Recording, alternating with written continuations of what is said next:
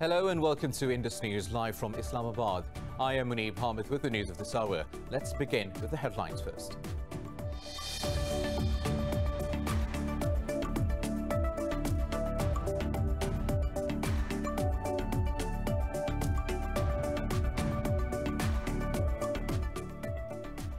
The Taliban have warned the United States of consequences if it does not stop bombing areas other than combat zones in Afghanistan. In a statement, the Taliban said the Doha peace deal prohibits the U.S. forces from conducting airstrikes in non-combat areas, but added they have violated the peace deal commitments on numerous occasions over the past few days. Disputing the Taliban's claims, a spokesman for the U.S. forces said the airstrikes were carried out to defend Afghan troops against Taliban attacks.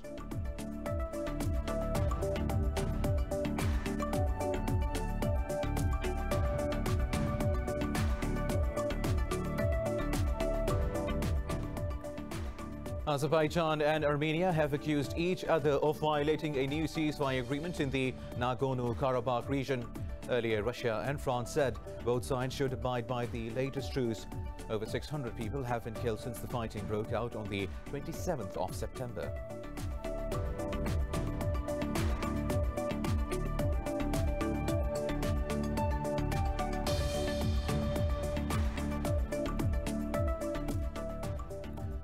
Iran says it will not go on a weapons buying spree as the United Nations arms embargo expires despite U.S. opposition. In a statement, the Foreign Ministry said Iran is self-reliant in its defense and does not need any unconventional arms.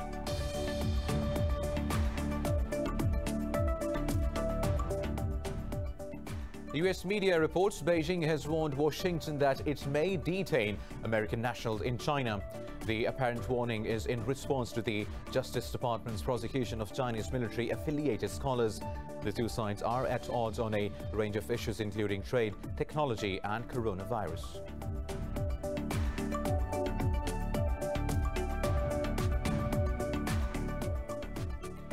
In Thailand, pro-democracy activists continue their protest for a fifth straight day despite a ban on large gatherings. They are demanding the resignation of Prime Minister Chan O-cha and a cut in the king's powers. The protest erupted last year when a court banned an opposition party critical of the Prime Minister.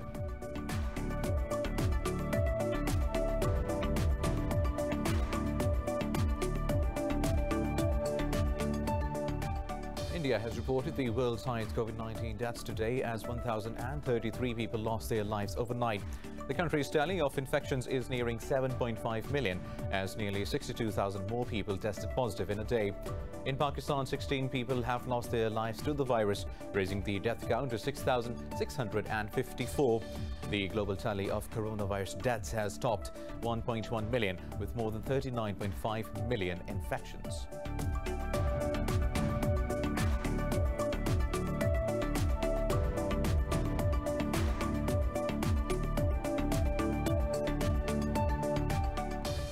And in football, Sheffield United have played a 1-1 draw with Fulham in the English Premier League. Ademola Lookman scored the opener for Sheffield before Billy Sharp levelled for Fulham in the final moments. The draw means both sides are yet to secure a victory after 5 games.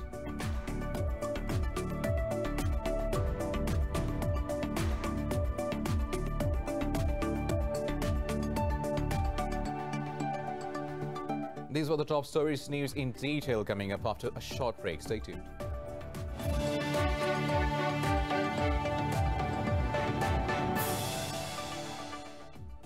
Welcome back. Now let's have the news in detail. The Taliban have warned the United States of consequences if it does not stop bombing areas other than the combat zones in Afghanistan. In a statement, the Taliban said the Doha peace deal prohibits the United States forces from conducting airstrikes in non-combat areas, but added they have violated the peace deal commitments on numerous occasions over the past few days. It has been almost 8 months since the Taliban and the United States signed a landmark peace deal aimed at ending almost 2 decades of war. The pullout of U.S. forces from some military bases and a brief lull in fighting sparked hopes of peace in the war-torn country. But the renewed fighting between the Taliban and the Afghan security forces, killing dozens and displacing thousands, dashed those hopes. Afghan officials said the uptick in violence prompted the U.S. to intervene with airstrikes conducted to defend security forces against the Taliban. The Taliban accused the United States of violating the Doha peace deal, prohibiting U.S. forces from conducting airstrikes in non-combat areas.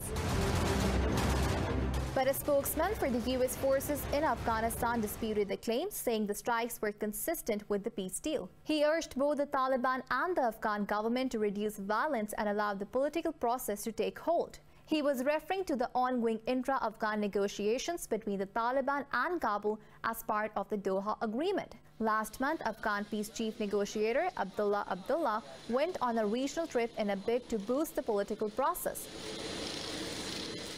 Today, he met Iran's Foreign Minister Javad Zarif in Tehran to discuss the peace process and bilateral ties. Before that, he visited Pakistan and acknowledged Islamabad's efforts to find a negotiated settlement in Afghanistan. Meanwhile, 12 people have been killed and over 100 injured in a car bomb blast in Afghanistan's central Ghor province. Interior Ministry said the explosion occurred close to the police headquarters in the Firozkoh district. Interior Ministry spokesperson Tariq said the Department of Women, Martyrs and Disabled Affairs Office was also hit. The provincial police chief said the number of casualties may rise. No group has yet claimed responsibility for the blast. Now, Azerbaijan and Armenia have accused each other of violating a new ceasefire agreement in the disputed Nagorno-Karabakh region. Earlier, Russia and France said they mediated the latest truce amid escalation in violence. Russian Foreign Minister Sergei Lavrov called his Armenian and Azeri counterparts in the hours before the ceasefire announcement. He urged both parties to adhere to the deal brokered in Moscow last week. Meanwhile, French President Emmanuel Macron welcomed the ceasefire and stressed that it should be strictly respected by both parties.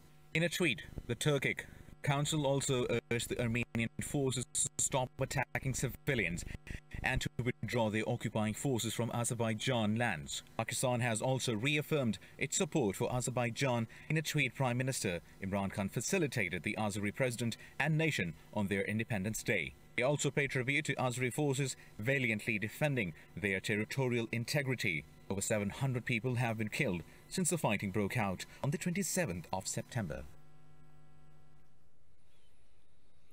Now moving on, the U.S. media reports today Beijing has warned Washington it may detain American nationals in China. The apparent warning is in response to the Justice Department's prosecution of Chinese military-affiliated scholars. Mounting tensions between China and the United States have now spilled over into the realm of education and research. In July, the FBI arrested 3 Chinese nationals for concealing membership in the People's Liberation Army when applying for visas to conduct research. Last month, the U.S. revoked visas for more than 1,000 Chinese nationals, including students and researchers. Beijing reacted strongly to the move, calling it a violation of human rights.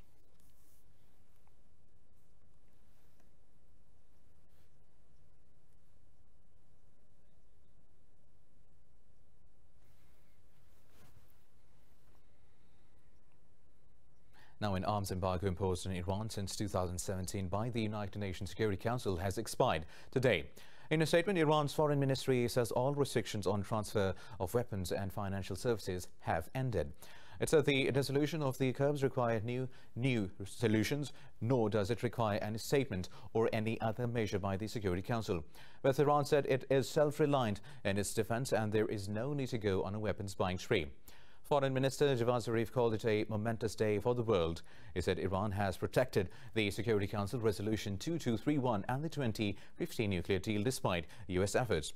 Last month, a U.S. demand for an extension to the arms embargo was rejected by the Security Council. However, Washington unilaterally announced the restoration of all UN sanctions against Tehran. Now, Turkey says the European Union will collapse if it fails to address the Eastern Mediterranean issue in a balanced manner. Turkish President Recep Tayyip Erdogan said this while visiting a drilling vessel.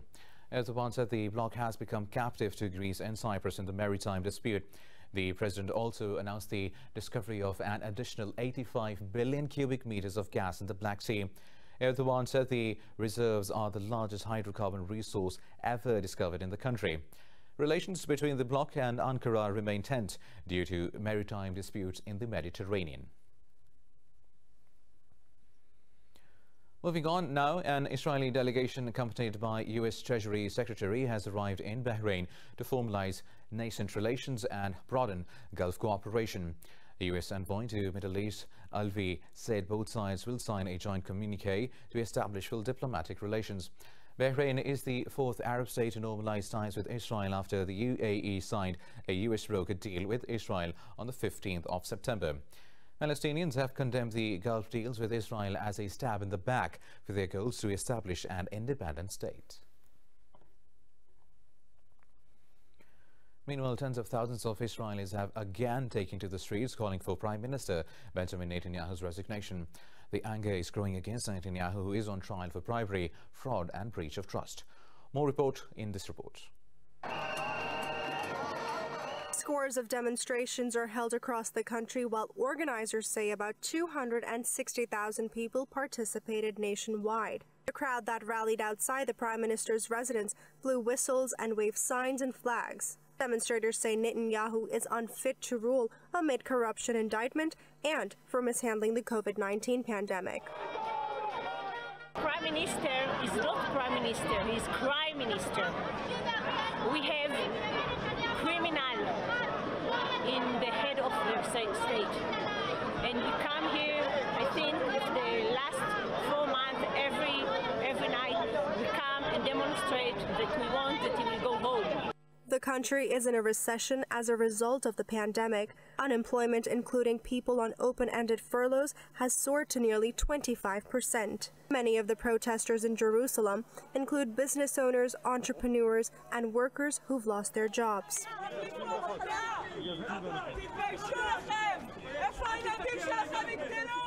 Very, very dangerous situation. People are desperate. People don't have work. Old people. Holocaust survivors. They have no money. They have no education. Children need to be educated. There's no program. People feel they don't have a future. Israeli media reported several incidents of violence by the far-right counter-demonstrators. In the northern city of Haifa, police said that they arrested 3 people.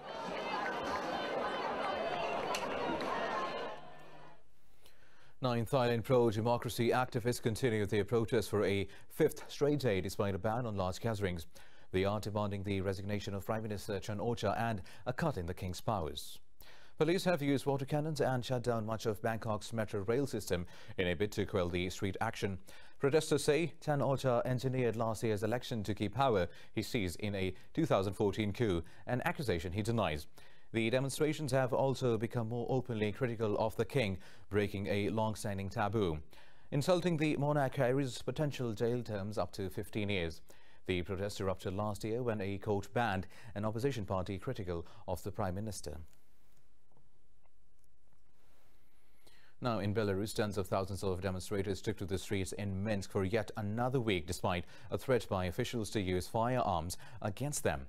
They are calling for the resignation of President Alexander Lukashenko after his controversial re-election in August. Security forces detained some 50 demonstrators and cut cellular services in parts of the city to quell the movement. Last week, opposition leaders Vyacheslava Tsikhanouskaya urged Lukashenko to quit by the 25th of October or face nationwide strikes. Belarus has been rocked by mass protests since August's presidential election. The European Union has already sanctioned 40 Belarusian officials and is weighing further curbs on other officials, including Lukashenko. Now, New Zealand's Prime Minister Jacinda Ardern has been re-elected to a second term. With all results tallied, the Election Commission announced Ardern's Labour Party's victory with 49.1% of the votes. More details in this report. New Zealand's Jacinda Ardern shot the global fame for her conduct and response to the terrorist attack in Christchurch. Ardern's prompt and comprehensive management of the COVID-19 pandemic beamed the spotlight even brighter on her. She not only won, but won big, managing an outright majority in the House. My expectation is that we will form government within the next 2 to 3 weeks. There is precedent for governments to be formed before final counts are taken when it's clear that a mandate exists. And it is clear in this case that a mandate exists for that. So whilst it will be another 3 weeks before we have that final result, my expectation is that we will work on government formation within that time frame. Ardern's contender Judith Collins accepted the result and congratulated the Prime Minister on her re-election. She took the opportunity to criticize Ardern's economic policies and warned of its consequences. New Zealand is now in recession. The International Monetary Fund has stated that New Zealand will, on current policy settings, be in a worse economic position in 5 years' time than other countries that we compare ourselves to. New Zealand is in for a tough economic ride. No party had managed to win an outright majority in New Zealand since it introduced a voting system known as mixed member proportional representation in 1996. Now, after months of political deadlock, Bolivians have begun voting in a presidential election. Many are hoping it can restore stability after the country was plunged into turmoil following a fraught vote last year. Now, the country's entire 136-member Legislative Assembly will be voted in today. Former President Carlos Mesa and former Economy Minister Luis are the leading contenders. The winner needs more than 50% of the votes, or 40%, with a 10-point lead over the nearest challenge. Bolivia's Supreme Electoral Court says it will not report running preliminary vote totals as ballots are counted.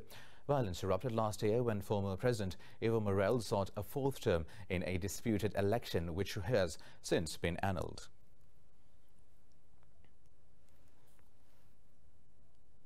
Now, in the United States, women rallied across the country against President Donald Trump's nominee to the Supreme Court, Amy Coney Barrett. The participants said Barrett intends to restrict access to abortion and other civil liberties. They also chanted slogans against Trump. Events Executive Director Rachel O'Leary Carmona said Trump's presidency began with women marching and now it is going to end with women voting. Women gathered on Freedom Plaza in Washington for a midday rally. They later marched to the Supreme Court and ended the day with a text-banking telethon. March organizers said the goal of telethon was to send 5 million text messages to encourage people to vote in the poll. This comes days before the country's presidential election on the 3rd of November. Now, British Minister Michael Gove warns Brussels that London is well prepared for a no-deal Brexit. Gove says London will choose to shape its own future. In an article, the minister wrote London is increasingly prepared for Australian terms.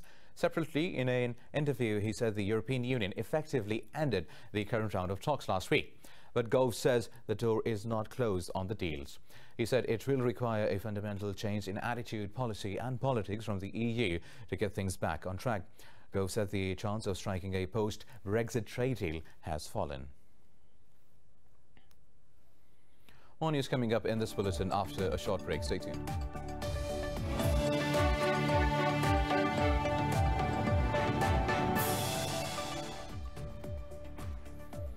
Welcome back. Now, India has reported the world's highest COVID-19 deaths today as 1,033 people lost their lives overnight.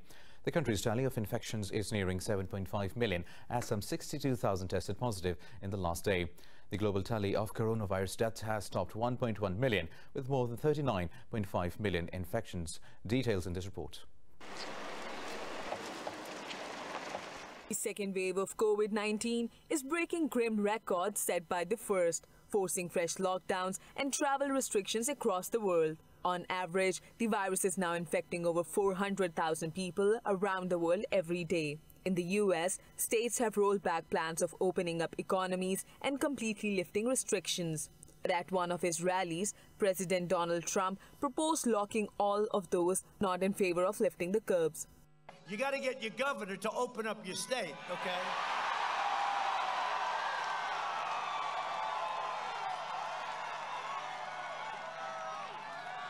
And get your schools open.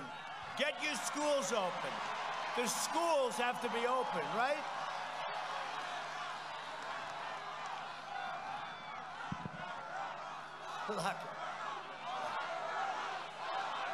Lock them all up. With local infections surging across Europe, France, UK, Italy, Cyprus and Spain are now grappling with an aggressive outbreak. But Australia has now started lifting major restrictions.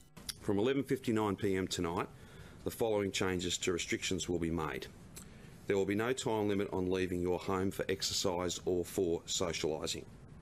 The travel distance from your home will move from 5 kilometres to 25 kilometres. Outdoor gatherings will increase to 10 people from 2 households. In Asia, Indonesia and Thailand are also struggling to contain the transmission. Meanwhile, China seems to have dodged the threat of another outbreak after mass testing in Qingdao. Meanwhile, in Pakistan, 16 more people have lost their lives to COVID-19 during the last 24 hours, raising the death toll to 6,654. The Health Ministry said 567 people tested positive overnight. The ministry added there are 9,009 active COVID-19 cases in the country. It said out of over 323,000 countrywide cases, more than 307,000 have recovered so far. The ministry said over 140,000 cases have been detected in the Sindh province, while Punjab has reported over 101,000 cases, while in the capital Islamabad nearly 18,000 have been infected so far. Still in Pakistan, where 16 people, including 4 security personnel, have died in an accident on the Gilgit-Skardu highway. The passenger bus plunged into a ravine after a landslide near Thangaspuri. The bus was carrying 18 passengers from Rawalpindi to Skardu. The authorities say the injured have been shifted to the hospitals. They say some people are in critical condition and fear more casualties. Now, Saudi Arabia has allowed its citizens and residents to perform prayers in one of the most holy sites in Mecca. State media said that it is for the first time in 7 months that people can offer prayers in Al-HARAM mosque. Earlier, the kingdom allowed citizens to perform the Umrah pilgrimage after the lockdown was imposed due to the coronavirus. Saudi Arabia has so far registered over 340,000 infections and more than 5,100 deaths. Now moving to Vietnam, where 22 soldiers have gone missing after a landslide in the country's central Quang Tri province. This can be the largest military loss in peacetime as the country battles the worst flooding in years. In a statement, the government said the landslide struck a unit of Vietnam's 4th military region. It said bodies of 3 of the missing soldiers have been recovered. The water at the rivers of the Quang Tri province has risen to highest levels in over 20 years. Intense rains have caused floods and mudslides, killing at least 64 people in the country so far. Vietnam's weather agency says rain of as much as 600 millimeters is likely to continue in parts of the country. Now, floodwater from a breach in a reservoir has drowned houses and fields in northeastern Thailand. A part of Lam Phra flowing reservoir's dike collapsed amid the heavy downpour. Flooding in the Pak Thong Chai district has prompted authorities to discharge water to a nearby dam. The breach has flooded nearly 40 houses and threatened the livelihoods of local residents. Rescue workers used boats to distribute relief supplies to people in the flood-hit areas. The impact is that it is getting difficult to commute around here because the roads are cut off. And eventually, we won't have enough water to use for the entire district. If all the water flows away from the reservoirs, we will be short of water. Well, authorities forecast more rain in the coming days in a large swathe of Thailand. Now, moving on, more than a dozen pilot whales have died in New Zealand after beaching on the country's North Island. Department of Conservation said a pod of about 40 to 50 whales got stranded in the Coromandel Peninsula. It said rescuers and volunteers worked all day to refloat about 25 of the animals. The department said a high tide at night allowed stranded whales to float back into the deep waters. But despite efforts, many dead pilot whales were discovered at the site. Now, the elusive British street artist Banksy says the artwork depicting a girl using a tyre as a hula hoop is his latest creation. The work appeared on the red brick wall of the beauty salon in Nottingham, England. Banksy posted a picture of the work in the student area of the city on his Instagram feed and website. Banksy is known for witty artworks that often make powerful references to world affairs. His works this year have alluded to the coronavirus crisis and the Black Lives Matter movement. In August, he funded a boat crewed by volunteers to rescue refugees in the Mediterranean. It's time for a short break. Stay tuned.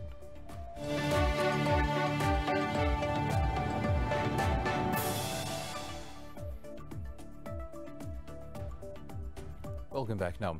In the age of microchips and video calls, a 65-year-old owner of a repair shop in Cairo is among the few not walking around with a mobile phone. Details in this report. In the busy Araba market in downtown Cairo, Hassan al-Turki sits on a plush armchair at his phone repair shop. But there's something quaint about his premises. No mobile phones are allowed here, an image reminiscent of the early 20th century. His friends and relatives can instead reach him on his 1898 wooden box telephone. This is one of several vintage phones he owns. This is my profession, repairing old telephones. My father's and my grandfather's, I inherited it from them. I love it because it is what we are good at. I could have been impacted by the mobile phone market. And if I didn't have any vision, I would have rented this shop for 20,000 Egyptian pound per month. But this is my job. Al-Turki's collection includes a 1933 piece used by Egypt's late King Farouk and others once owned by Charlie Chaplin and Thomas Hudson. He buys pieces from auctions or collects those discarded in old palaces and villas, restoring them to working condition for other enthusiasts. Definitely, there are a lot of people who come to my shop. Those who want to fix their landline telephones, they bring it here and I fix them. Turkey sells some of these pieces and keeps others he intends to pass on to his sons. Pakistan's southwestern province of Balochistan has been a victim of foreign militancy for years. But now normalcy has returned to the region thanks to the unflagging efforts by the security forces. The improved security situation is leading to robust economic activities in the area. More in this special report by our correspondent Sumaira Khan from Turbat, Balochistan. Balochistan shares a permeable border with Iran and Afghanistan. For decades, cross-border infiltration hindered the development in the province. The security situation has now improved significantly after the Pakistan Army began fencing the country's border with Afghanistan and Iran. There's a lot of problems, especially in land orders, and the border intervention is also present. And if you see, if you compare 2013 to today, there's a lot of differences between the land orders. Land orders are quite improved. The federal government have the duty to concentrate more on Balochistan because there's a deprivation from last 70 years. The province is famous for producing more than 300 varieties of high-quality date palm. Farmers are now reaping benefits of the improved security situation. Security situation is better in the province as compared to the past decades. We have road infrastructure, telecommunication networking, and political stability. Now is the time for foreigners to invest in Balochistan. Various development projects under the multi-billion-dollar China-Pakistan Economic Corridor are underway in the province. An 870-kilometer-long motorway is being built to connect the port city of Gwadar to the southeastern province of Sindh. Some key projects that have been completed so far include the Mirani Dam and several educational institutes.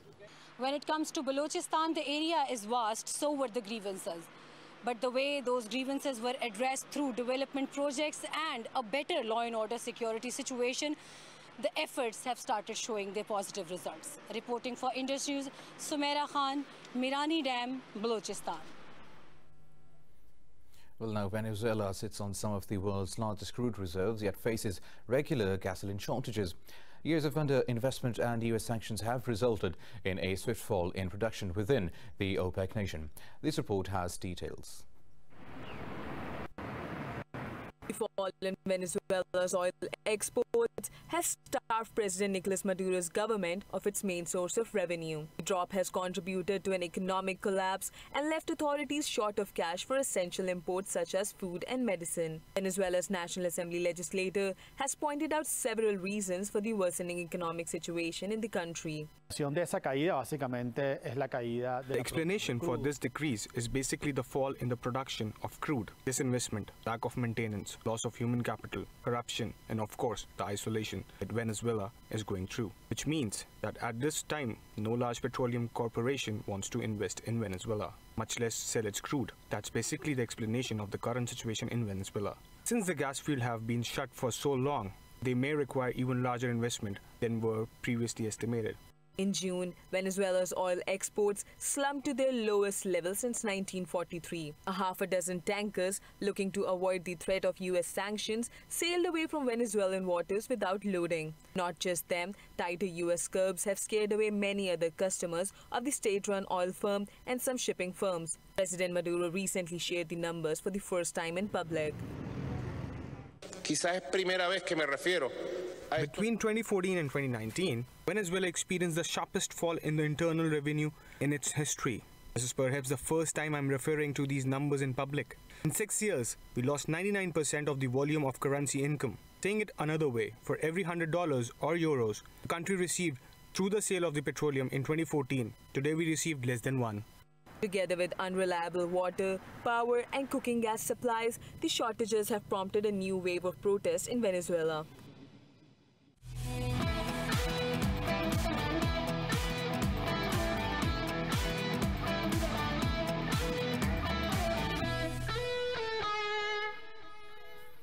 Now in football, Sheffield United have played a 1-1 draw with Fulham in the English Premier League. Ademola Lookman scored the opener for Sheffield before Billy Sharp levelled for the away side in the final moments. The draw means both sides are still winless after 5 games with just 1 point each. Fulham are in the relegation zone while Sheffield are only ahead of West Brom due to goal difference.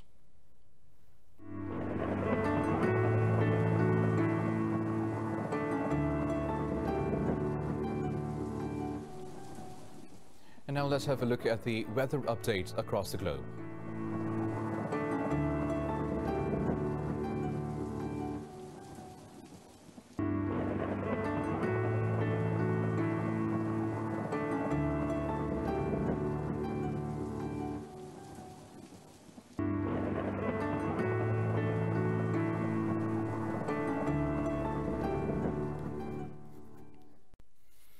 Well, that is all for now. For the latest updates, you can follow us on social media at indus.news. Take care.